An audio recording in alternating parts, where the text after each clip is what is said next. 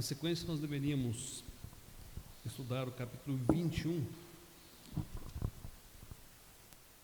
mas hoje nós vamos adiantar um pouco e estudaremos o capítulo 26, depois voltaremos ao capítulo 21.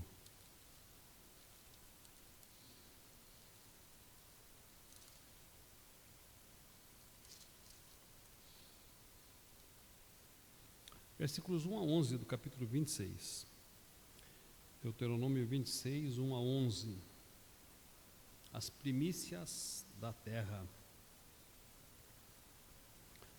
Ao entrares na terra que o Senhor teu Deus te dá por herança, ao possuí-la e nela habitares, tomarás das primícias de todos os frutos do solo que recolheres na terra que te dá o Senhor teu Deus, e as porás num cesto, e irás ao lugar que o Senhor teu Deus escolher, para ali fazer habitar o seu nome.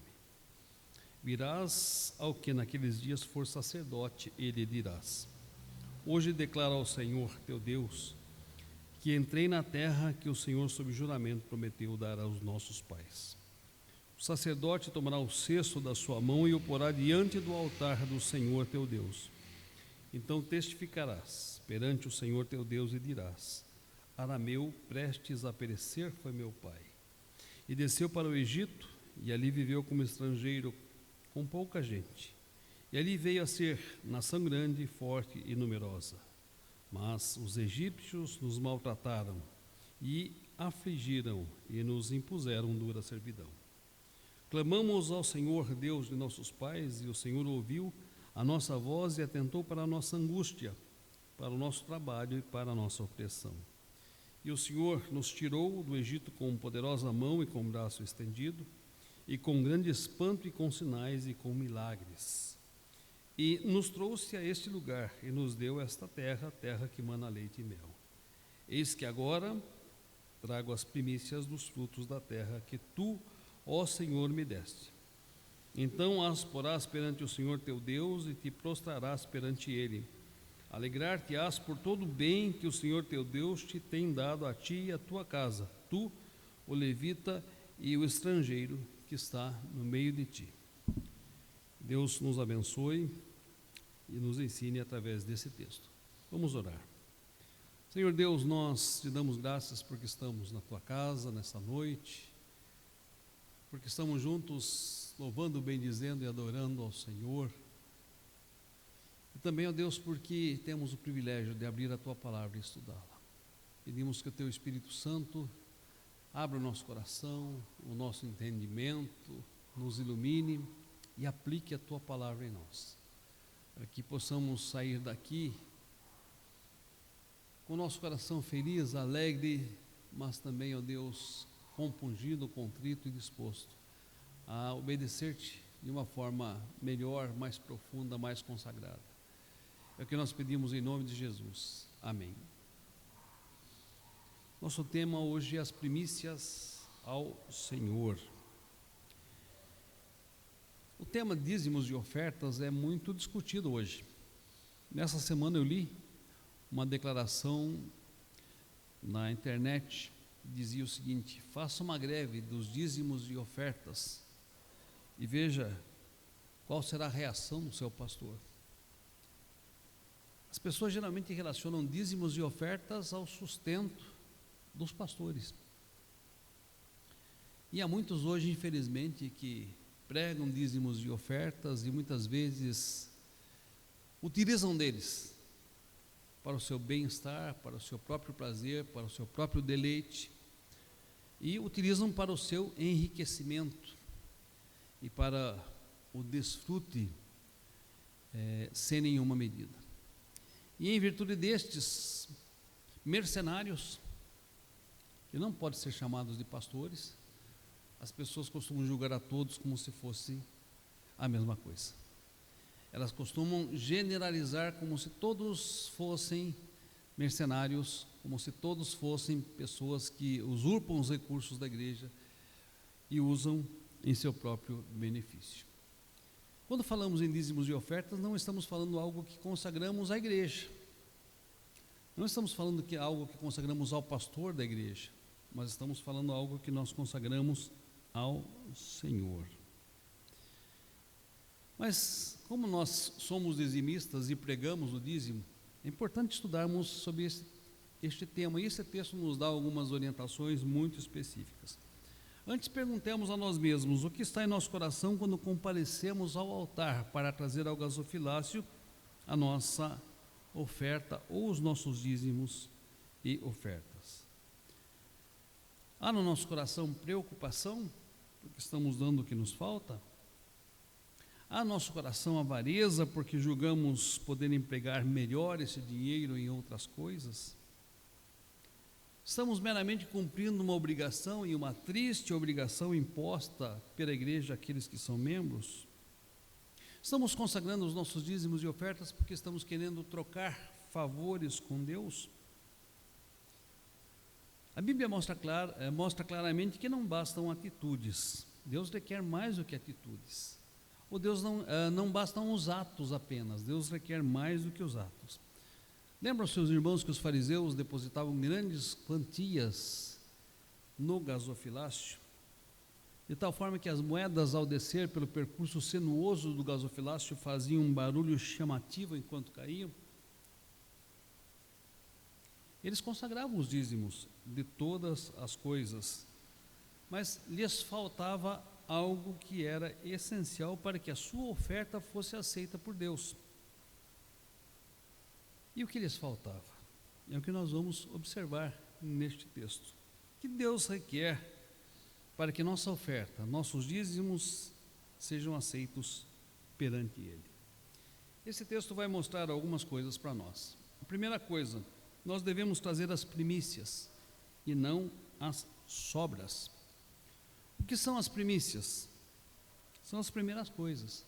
No caso aqui dos israelitas, os primeiros frutos. O contexto dele era de agricultores, portanto eles deveriam trazer o que primeiro ceifaram, o que primeiro colheram em seus campos. Nós não somos agricultores, a grande maioria de nós. Então, qual a aplicação deste texto para nós? Nossos dízimos e as nossas ofertas se constituem na primeira conta que nós devemos pagar. O texto sagrado analisa esse dever por parte do povo de Deus. Veja os versículos 1 e 2, capítulo 26, versículo 1 e 2. Ao entrares na terra que o Senhor teu Deus te dá por herança, ao possuí-la e nela habitares, tomarás das primícias de todos os frutos do solo que recolheres na terra que te dá o Senhor teu Deus, e as porás num cesto, e irás ao lugar que o Senhor teu Deus escolher para ali fazer habitar ao seu nome. Eu uma vez ouvi uma ilustração do pastor reverendo Gerson de Moraes Alves, não sei quantos irmãos se lembram dele e o conheceram. Ele foi encarregado pelo presbitério para falar sobre dízimos, e ele fez uma palestra na igreja presbiteriana no Guarapó, se não me engano. Não sei se os irmãos Matias e Maria lembram dessa palestra. Ele pegou um pão, uma bengala, um pão grande, como sinônimo de todos os nossos rendimentos, como sinônimo de todo o nosso dinheiro. Com uma faca ele foi fatiando aquele pão, e cada fatia ele dava um nome. Essa aqui vai para cartão de crédito, essa aqui vai para o aluguel, isso aqui vai para a prestação do carro, isso aqui vai para a prestação, o crediário das roupas que eu comprei, e por aí foi. Quando ele acabou de fatiar o pão e distribuí-lo, as mais diversas responsabilidades, veio a pergunta: nossa, e o dízimo? E o dízimo? Aí ele pegou o papel de pão, tinha as faíscas, bom, isso aqui é o dízimo.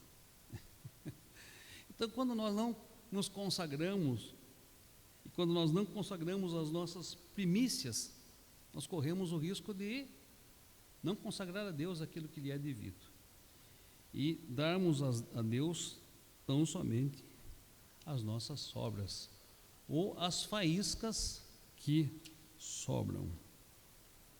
Eu vi uma vez de uma colega, não evangélica, uma colega da igreja católica. Ela tinha experiência do dízimo, e eu achei tão interessante ela dizer: olha, desde que eu comecei a dar o dízimo e separar meu dízimo, eu não senti falta de nada. Deus me abençoou, de tal forma que este dízimo não me fez falta.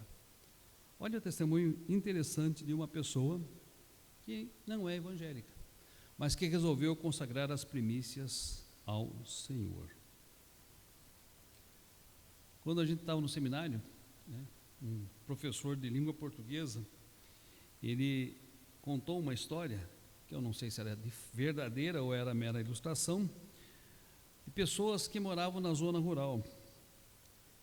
E ele dizia: olha, alguns fazendeiros vinham me visitar, ou alguns sitiantes vinham me visitar, e diziam: o pastor, o bezerro do dízimo já está separado, já está separado, está crescendo lá no pasto, mas já está separado. E o tempo passava, e o bezerro do dízimo não vinha, nem em espécie e nem o dinheiro. E passava-se o tempo e não se consagrava à igreja. E aí ele disse que uma vez perguntou: irmão, e o bezerro do dízimo? Ele falou: pastor, morreu. Morreu. Só o do dízimo que morreu. Então veja, também uma ilustração, creio que é uma experiência vivida por aquele pastor, que mostra que muitas vezes nós deixamos para consagrar muito tempo depois aquilo que é de Deus, nossos dízimos e nossas ofertas, e às vezes isso morre em nossas mãos e não vem para o altar do Senhor. Então uma lição muito clara desse texto é que nós devemos trazer as primícias como um ato de fé ao nosso Deus, porque Deus nos dá tudo, Deus nos dá tudo, e Ele se agrada quando nós demonstramos a nossa dependência dEle e a Ele. Lembrando, não consagramos meramente à igreja, não consagramos meramente ao pastor, trazemos ao altar do Senhor e consagramos a Deus. Mas e se o pastor e a igreja usarem indevidamente os dízimos? Eles são responsáveis diante de Deus, eles vão responder diante de Deus. E quanto a estes pastores mercenários que engordam à custa da lã de suas ovelhas, muitas delas miseráveis, eles vão responder seriamente em função disso. O segundo princípio do texto, meus queridos, o dízimo deve ser uma expressão de gratidão. Gratidão. O texto demonstra que, ao consagrar as primícias, os israelitas deveriam relembrar a sua história. Que história foi essa? A história deles enquanto era um povo arameu, peregrino, que foi até a terra prometida, que depois foi levado para o Egito. Um pequeno grupo de 70 pessoas, e que do Egito, após 320 anos, se transformaram em uma multidão de mais de 2 milhões de pessoas. Pessoas estas que foram conduzidas pelo deserto, foram libertas pela mão poderosa de Deus, foram conduzidas pelo deserto, foram sustentadas no deserto, foram introduzidas na terra prometida, e ali estavam diante, numa terra que Deus havia lhe dado, e colhendo os frutos dessa terra. Ora, consagrar ao Senhor os dízimos e ofertas era uma expressão de gratidão. Por isso que eles deveriam relembrar os feitos do Senhor. Moisés relembra várias vezes: a terra que vocês estão é uma dádiva divina. Note no versículo 1: ao entrares na terra que o Senhor teu Deus te dá. Versículo 2: tomarás as primícias de todos os frutos do solo que recolheres da terra que te dá o Senhor. Agora versículo 3: e dirás: hoje declara ao Senhor teu Deus que entrei na terra que o Senhor sob juramento prometeu dar aos nossos pais. Versículo 9: o Senhor nos tirou do Egito e nos trouxe a este lugar e nos deu essa terra que mana leite e mel. Notem que ele repete aqui 1, 2, 3, 4 vezes a mesma expressão: na terra que o Senhor teu Deus te dá. Ou seja, o fato de estarem ali, e toda a história anterior deles demonstra que era a dádiva de Deus, era a dádiva de Deus. E E das dádivas e pelas dádivas de Deus nós devemos ser gratos. Por isso o convite é olhar para o passado.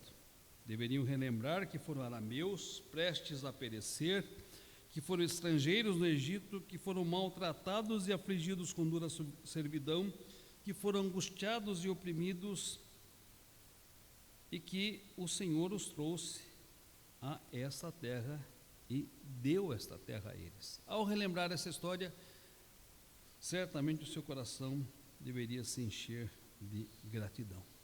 É diferente para conosco? Tudo que nós temos, tudo que nós possuímos é Deus quem nos dá. É Deus quem nos dá. Às vezes nós nos achamos donos das coisas, possuidores das coisas. Mas quanto mais o tempo passa, mais nós temos consciência de que tudo flui rapidamente, que muitas vezes nós não conseguimos nem sequer administrar bem aquilo que Deus nos dá. É interessante pensar, por exemplo, no tempo despreendido para as pessoas terem bens, e depois, no fim que estes bens têm nas mãos dos seus próprios herdeiros. Nós morávamos próximos a um vizinho fazendeiro, e que lutou muito, por muito tempo, para ter uma grande fazenda, mais de 200 alqueires. Por fim ele foi, não levou nada consigo daquilo que conseguiu conquistar. Ficaram seus dois filhos. Os dois filhos arrendaram sua propriedade para cana, já não criavam gado como ele gostava de fazer, e mal aparece na propriedade. Uma casa que ele havia construído para ser a sede da fazenda foi totalmente depredada, até que um dos filhos resolveu derrubar o que restava e que não tinha sido roubado. E tudo aquilo se tornou uma mera lembrança dos áureos tempos em que ele era o maior fazendeiro da região. Esse sentimento de posse é tão efêmero, é tão passageiro, e quanto mais o tempo passa, mais consciência nós temos disso. Por outro lado, a gente fica pensando na nossa capacidade de trabalho, capacidade do trabalho intelectual, trabalho físico, trabalho manual, como isso é separado por uma linha muito frágil, muito frágil. Quando a gente às vezes tem algum problema de saúde, a gente se dá conta disso. Esses dias fiquei muito preocupado com um problema nos meus olhos, e ainda estou em tratamento, e ainda estou buscando diagnóstico, mas fiquei pensando na fragilidade da nossa saúde, Um pequeno start, um pequeno probleminha, e às vezes nos foge a capacidade de trabalhar como nós trabalhamos. Então, se nós temos o que temos, se temos saúde, se temos capacidade de trabalho, isso vem das mãos de Deus, isso é dádiva de Deus. Então, quando nós consagramos nossos dízimos e ofertas, todas essas coisas devem estar em nossa mente, para que seja uma expressão de gratidão realmente. Nós precisamos aprender a ser mais gratos. Eu digo isso para os meus alunos. Vejo alunos aí, 12, 13, 14 anos, reclamando da vida. E às vezes eu tento investigar, por que está reclamando da vida? Porque não está dando nada certo. Eu falei, então aponte o que não está dando nada certo. 2 ou 3 coisinhas fúteis, são indicadas por eles como coisas que não estão dando certo. Eu falei, tá bom, então vamos ver o que está dando certo. Você não está vivo? Você não está bem de saúde? Você não é perfeito? Você não está aqui na escola? Você não tem capacidade de aprender?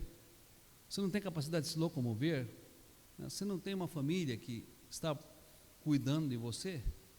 Quantas coisas maravilhosas, e não há gratidão. E quanto menos a gente foca nas coisas maravilhosas e boas, menos gratos nós seremos. Os israelitas eram campeões de fazer isso, Saíam lá do Egito, Deus fazia milagres, sinais, maravilhas, coluna de fogo, coluna de nuvem, e assim que aparecia a primeira dificuldade, eles murmuravam contra o Senhor. Ingratidão. Às vezes somos ingratos também. Os nossos dízimos e ofertas devem ser expressão de gratidão por tudo quanto Deus nos dá. Um terceiro ponto, deve ser apresentado como um ato de culto. Versículo 10 que nós lemos: Eis que agora trago as primícias dos frutos da terra que tu, ó Senhor, me deste. Então porás perante o Senhor teu Deus e te prostrarás perante Ele. Note, meus irmãos, que esta consagração era um ato de culto. Notem as ênfases. Primeiramente, o fato de colocarmos perante o Senhor. Não trazemos as primícias perante a igreja somente, perante os homens somente. Não é um compromisso que nós assumimos com o pastor e os presbíteros, é um compromisso com Deus. É perante Ele que nós trazemos a nossa oferta, os nossos dízimos, é perante o seu altar. Também não consagramos os dízimos para impressionar os homens. Os fariseus faziam isso. E Deus disse: olha, a oferta deles, por maior que seja, por mais barulhenta que seja, não é aceita. Antes a oferta de uma viúva pobre que deu uma moeda só é mais agradável ao Senhor, porque ela deu tudo o que possuía. A segunda lição é que a consagração dos nossos dízimos e ofertas faz parte do culto que nós prestamos a Deus. Não é um ritual, não é algo formal, não é algo matemático, não é algo financeiro, é um ato de culto. Tanto que a Bíblia diz que ao depositar a nossa oferta no altar, nós descobrirmos ou soubermos que algum irmão tem alguma coisa contra nós, devemos primeiro reconciliarmos-nos com os nossos irmãos para então fazer a nossa oferta. E alguém pode perguntar: o que tem a ver reconciliação com consagração de uma oferta? Tem a ver sim. Tem a ver sim. Por quê? Porque a Bíblia recomenda que amemos a Deus sobre todas as coisas, ao nosso próximo como nós mesmos. Recomenda que vivamos em união com os nossos irmãos. Recomenda que zelemos pela unidade da igreja. E por isso estas coisas são muito importantes. Essa reconciliação é muito importante antes mesmo de consagrarmos no altar a nossa oferta. Consagrar, portanto, no altar os nossos dízimos e ofertas envolve culto, adoração e louvor. O último item apresentado por esse texto: devemos consagrar a Deus com alegria. Versículo 11: alegrar-te-ás por todo o bem que o Senhor teu Deus te tem dado a ti e a tua casa, tu e o levita, e o estrangeiro que está no meio de ti. Um outro texto, lemos o seguinte: cada um contribua de acordo com aquilo que tiver proposto em seu coração, porque Deus ama quem dá com alegria. Portanto, consagrar é um ato de louvor, de adoração, de gratidão, e deve ser feito com alegria em nossos corações. A certeza que Deus dá pão ao semeador e que pode fazer superabundar a sua graça sobre nós. Quando nós fazemos esta prova do amor de Deus, Deus abre as janelas dos céus, Deus derrama bênção sobre nós sem medida.